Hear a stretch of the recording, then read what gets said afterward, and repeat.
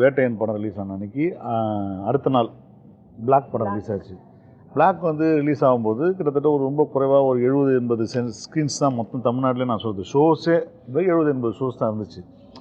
இப்போ வேட்டையன் வந்து அது நல்லா இருக்குது நல்லா இல்லைலாம் தாண்டி அந்த படத்தோட ரிசல்ட் அடுத்த நாள் ஒரு படம் பார்க்கணுன்னா வேறு ஒரு ஜெனரில் ஒரு படம் இருந்துச்சு. அது பியூராக யூத் போகக்கூடிய ஒரு சயின்ஸ் ஃபிக்ஷன் படம். அந்த படம் நல்லா இருக்குன்ற போது ஒரு 4 வாரம் ஓடி அந்த படம் ஒரு லாபகரமான படமாகிடுச்சு. ஸோ தியேட்டர் கிடைக்காம இல்லை. இப்போ நல்ல விஷயம் யோசிச்சு பார்த்தீங்கன்னா 80 ஷோ ஓடின படம் ஞாயிற்றுக்கிழமை முடியும் போது 120-150 ஷோ ஆகிடுச்சு. ஸோ அதே போல் இப்போ இந்த படம் வந்தபோது இப்போ எல்லாருக்கும் மெட்ராஸ் மேட்னி பற்றி பேசுகிறீங்க.